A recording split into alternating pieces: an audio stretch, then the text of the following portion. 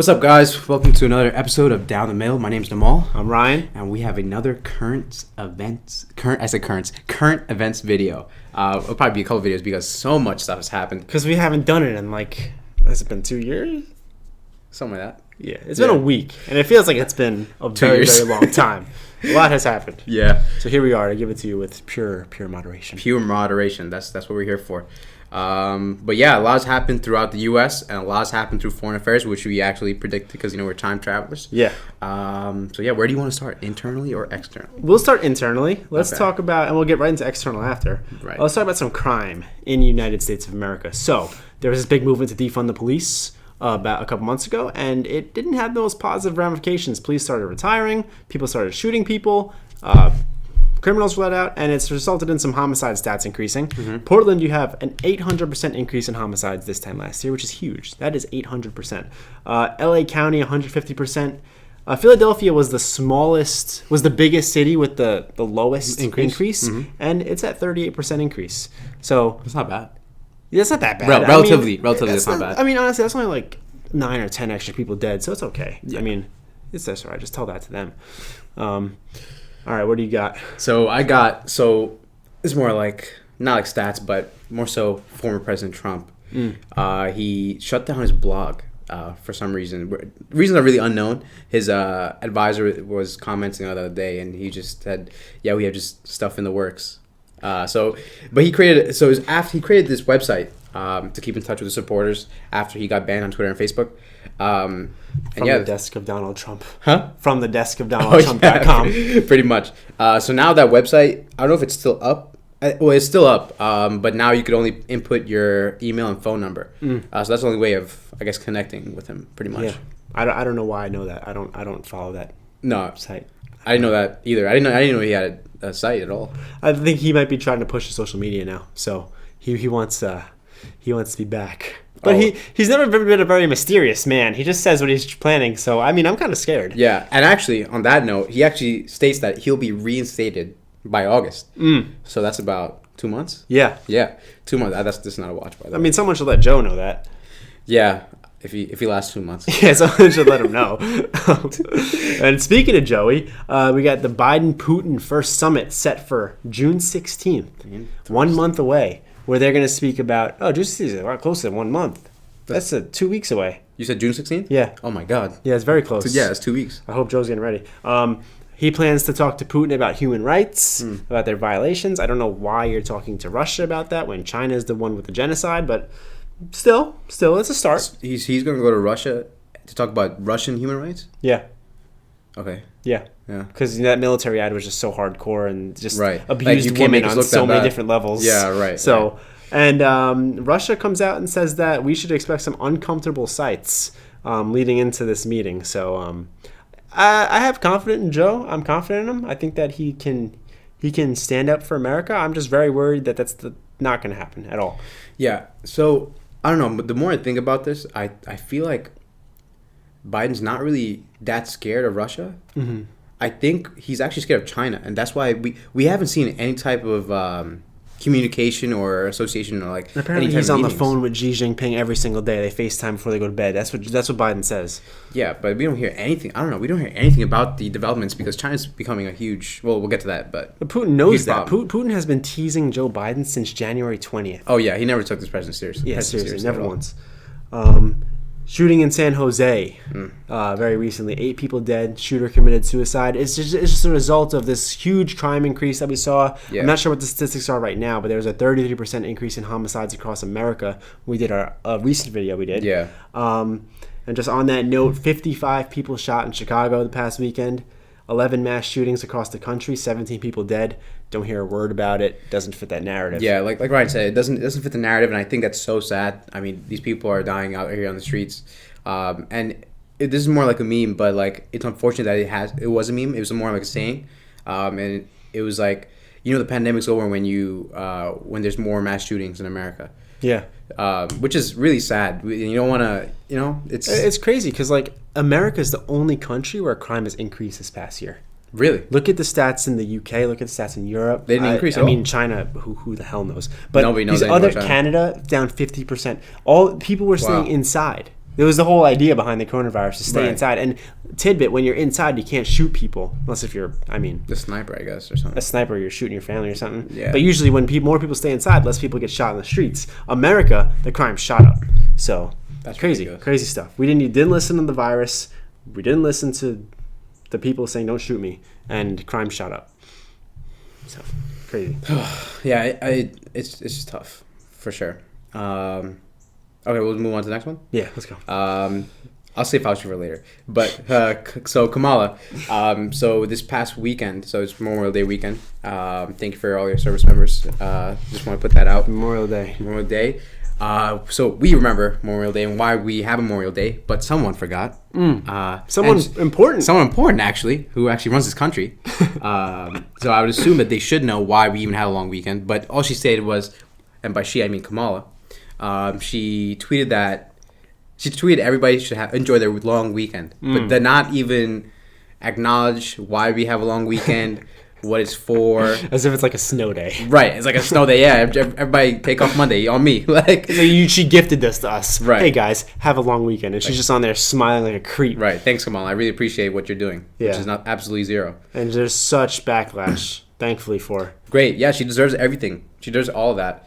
Because you can't. You can say enjoy the long weekend. There's nothing wrong with that. But there's something wrong with not saying or like giving thanks to the servicemen out there, and But not acknowledging them, especially as a person of a vice president of the United States, exactly. of America, And a senator for years and a public advocate. Exactly. But even in this case, there should never be an enjoy a long weekend. The fact that it's kind of a shame, the fact that all we do on these days is just barbecue and take off from work and drink. I mean, it's the way that it's always going to be, but it is Right. kind of a shame. There isn't that moment of silence. There isn't that, hey, why don't we take a second to think about why we have Memorial Day, why Right. we have Labor Day, Labor Day is different, why we have Veterans Day, why we have all these, Right. the 4th of July. Right. When was the last time that there was a moment of silence on the 4th of July? Yeah. If anything, it's everything but silent with the fireworks. Just so. like you take a step back and think about it, millions of Americans have died for our right to have that day off. Right. For Kamala to post on her Twitter with her creepy smile. Yeah. I mean, oh man, Joe. When I think about Kamala being the president, I hope I wish him longevity. Because No, seriously. Seriously. I wish you a long life, Joey. On the note of these shootings, and also Joe Biden, his big thing, he had a speech for Memorial Day, which he twisted into race baiting, white supremacy condemning, very non-veteran supportive. Basically, it was completely unrelated to Memorial Day and everything to do with an agenda. Exactly, which is where he's just licking ice cream and telling 9-year-old girls that they have nice legs, and it was just That's so creepy, man. I mean, this is why we fight, Joe. This is why we do it, so you can do that. But on that note of the crime increase, Lori Lightfoot, the mayor in Chicago, who if you watch our last video, you see that she had just announced that there's no more interviews for white people. She has now announced there's no more police foot pursuits in Chicago. Chicago, which is next to Portland, the worst crime-ridden city in America. Portland is just an autonomous zone, honestly. We don't even count them. I thought Chicago was above Portland, though. No, They're but Portland has all the increases though. Chicago, shooting wise, is always above had those them, levels. But Portland, you have the autonomous zone. Portland, you have the 800% increase. Right. Portland is just nuts. So they're neck and neck. You guys are doing great. But no more foot pursuits. So now, in the case of it, only if it's a very serious crime, any type of misdemeanor. If your grandma's walking on the street and gets her purse stolen, there's a cop there. He can't chase the criminal. He can just yell at him, "Hey, you stop! Yeah, he's gone." Yeah, I think it's more of a reaction to Adam Toledo. That's what it was. Yeah, it was. But it's common practice. I mean, foot pursuits are a common thing. It's not like a brand new thing that just happened, and Adam Toledo unfortunately passed away from that. I wonder if it'll be no foot pursuits for white officers, but if you're a black officer, you can pursue on foot. I mean, now with the interviews, it looks like you might transition into that. Honestly, That's the shift. What do you got? I'll bring up Fauci. Oh, fun. Fauci is under a lot of pressure and is under the hot seat. I think we spoke about this. Did we speak about this in the past video? Anything about the lab leak? Or no, at all? We had mentioned the 2019 November researchers. We did. So now more and more people are actually deciding to investigate more into this. And so I'll just start off like from basic stuff. So he had a book that he made, Expect Unexpected. So I guess unexpected was he's actually like part of this whole coronavirus and trying to make money off it. So, but the good thing about that was his book is removed from all major online platforms for pre-order actually. So it hasn't come out yet. I hope it doesn't come out. There's this theme with the Democrats. You have like Chris Cuomo, sex offender, nursery home murderer, homosexual. He dropped the book and he's got he made $5 million.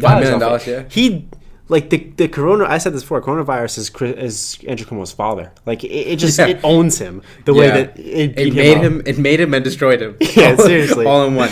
But going back to Fauci, it's actually so this is not even like a rumor type of thing. Like it's gone to a serious state where the White House actually decided to talk about exit strategies for Fauci. And then there's been some emails released, which you've read. Yeah. And there's a lot of questionable things on there.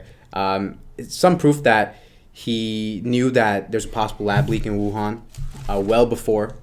And then there was also that an email telling a colleague that retail masks might actually not work due to the size of the virus, which is a shocker, isn't it? That's just great. That's great. I don't know who would have possibly known that.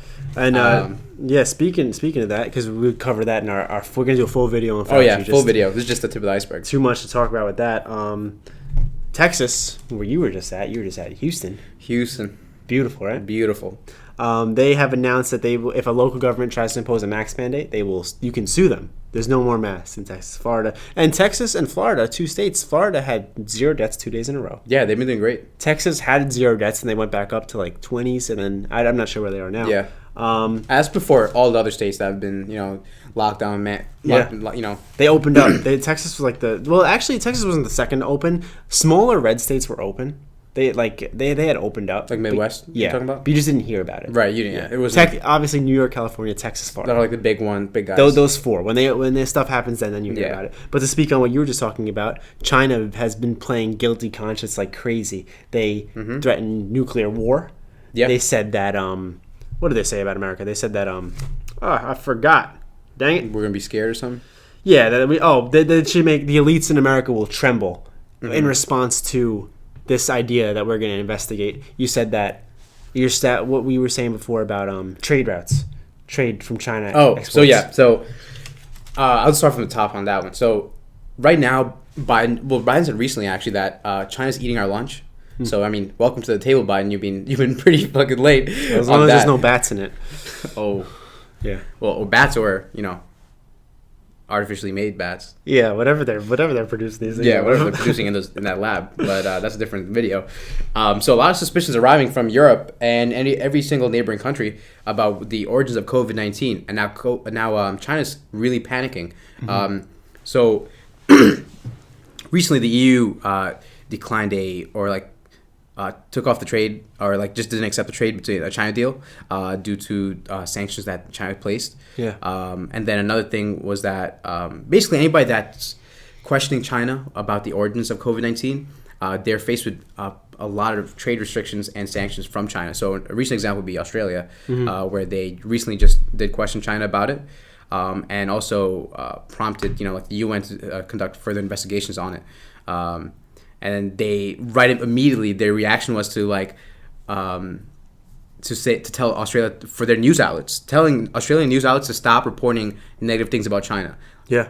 Like, this is not communist China. You can't tell Australia to not negatively report about China, Yeah, I mean, just think about the potential for this and the downsides that can come from this is that the world should really just ostracize China. Now, absolutely. It's clear that the leading theory, it's speculative, but the leading theory is that this came from a lab in China. If the whole world just boycotts China, then China will have to feel the ramifications of that. Now, my fear for that is that the only country that won't boycott China is Russia. And because they go against the grain on these things, and they don't care. And just think about, I mean, I don't know if this sounds familiar, but if you have Russia and China, and you have America and Britain and Canada on one side, and you split those two up, I wonder what could happen from that. I don't know if we will. It's very. Like, there'll be a lot of countries that are going to be siding with, excuse me, with the U.S. because obviously every single country has been really affected. Australia definitely will. But like Ryan said, like Russia's really the wild card. They don't really care. So they would go with China because China's been working like we've been saying for many videos. China's been working behind the curtains and just doing what they have to do to rise and power. And Russia will become energy independent soon because they have the pipeline. Their economy will boom. Hey, if we have Japan sides with us, Australia sides with us, Canada, Britain, all these countries, but Russia is huge, and it's just a scary precedent to think that if you divide the world like that, you think about how that's worked in the past, you can erupt into a type of Cold World War III type of scenario. And I mean, it could very well develop into that because if that's not where we are already, right? I mean, if we're not already there, there's been talks about China with their nuclear weapons. They've been upgrading with that. There's actually been talks of. Well, you said that they were ready to actually engage in nuclear war recently? Well, they said they kind of threatened that the nuclear arsenal, in response to this idea, the Lab Leak Commission, the 90 days to study the commission, as if we can't just do it in less. I mean, I think if you just got 15 intelligent Americans together, they could do it in 10 minutes. Right. But, they said that in response to that China's nuclear arsenal and capability needs to match America's, which I wonder why. I wonder why you would say that. Hey, did you guys release this virus? Well, guess what? Our nukes are going to match yours. Like, what kind of response is that? What kind of response is that? Yeah. It's definitely like a guilt, like, oh, if you're blamed with something and they know about it, you have like this reaction to it. And there's actually 2 unidentifiable reactors in China that are many people believe that's nuclear reactors that can ensure that they have weapon-grade plutonium by 2023. It's like there's a lot of speculation with that. Someone like steps on your foot, and you're just like, "Hey, did you step on your foot?" And they're just like, "You're ugly," and then they just like walk away. It's like, okay, But on a more domestic note, Facebook, this lab theory speculation has been kind of like our voter fraud idea, where if you mention it, you are racist. But the thing is that Facebook is no longer banning the lab theory posts, so. There was also the Washington Post had put a I think a Pinocchio, which means it's a lie, on an article about the lab leak theory, and they took it away. Wow. So there's been this major shift. Even MSNBC had come out and said that, hey, just because Donald Trump was big on lab leak, the China virus and all that. A lot of people were big on lab leak, but they were just shut down whenever they talked about it. And MSNBC comes out and they say this great thing that just because Donald Trump says it doesn't mean that it's not true. So just like they just took everything Trump said and then it was just false because he said it. He could say the sun is going to come out tomorrow and be like, they would just ban it. Man, no sun tomorrow. But they're saying that even them. But speaking of these news stations, CNN ratings down over 50%, down to 763,000 viewers. Over the past weekend. I wonder why. I wonder why. I think Fox, they average about 2.1 million, and CNN's down to 763K. Wow. So, huge. You lie day after day on live TV. Trump is your emphasis, then Fox becomes your emphasis. If you guys are just going to talk about Fox News all day, your viewers are just going to go watch Fox News. It's as simple as that. It looks like that's what's happening. So, that's just great. Okay, let's see. What else are we going to talk about? Moving to some legislative stuff. The first successful filibuster in the Senate was this past weekend against the January 6th Commission. So the January 6th Commission, you had 140 police officers injured in this riot, 5 people dead, 1 Capitol Hill officer. 400 criminals have been convicted. It was this big assault on the Capitol to stop the confirmation of Joe Biden. And now the Democrats want to create a commission to study it. 400 people have been convicted. We have Mitch McConnell says that this is just trying to keep it in the news, keep it relevant. The Democrats want to keep this stuff in the news so to keep our attention away from what's actually happening. Yeah. And as per usual. Yeah, this is the first successful GOP filibuster. Call it 460 votes. They got 54, so nothing there. Yeah. So going back to, I'm going to go external real quick with Israel because all I have left is, internal stuff. But okay. So Israel. So there's been a coalition to how do you pronounce his name? President Netanyahu. Netanyahu. So he's been the president of Israel for 12 years, which is actually the longest term for any Israeli president. And then there's been a coalition where both the opposition and supporters of Netanyahu, I'm obviously butchering his name, but to remove him as from his presidency. So that's because obviously he's in control of what's happening in Israel and Palestine and the conflict. And I'm hoping that this is a step forward to some sort of peace between Palestine and Israel. And hopefully that whole conflict will be moved to the UN, and hopefully we'll be able to create something from out of that, And I would just say, there's definitely, I think the biggest sensibility towards that is the fact that this is the 12th year's 4-year term. I think, and he's been canceling this election because he's afraid that Hamas controls the Gaza Strip, what they do, and they will take over this leadership role. Right. I think that just in terms of external leaders coming and forcing him out, let's get the shit out of me. We need to have just a diplomatic approach to it and just an intelligent approach. I know that BLM has come out and said Free Palestine. BLM doesn't know what's happening there. They don't know the history of it for the most part. It's just that there's a checklist mentality, people saying that he should be out. But there's a sensible case for it. There definitely is, but just intelligent people come together. And it's a huge, huge assault on their country's sovereignty to say from an external country, hey, you need to get your leader out. Right. So we just need to be careful with that and do that the right way. Yeah. And then also one more thing with Israel, I don't know if they've already asked or they're planning to ask at least they're planning to ask for the U.S. for $1 billion in emergency military aid. So I don't really know what's going to happen with. Is it what's going to come first? I don't know if Netanyahu will get the aid first and then get kicked out, or will it just not happen in general after being kicked out? But Biden signed that check. I don't know. I really hope not. He already signed a check for the $730 million in military weapons just recently, about 2 weeks ago. I'm just saying he don't care about money, so he signed that check. Yeah. He said $1 billion. Terrible. What else you want? $5 more billion. Speaking of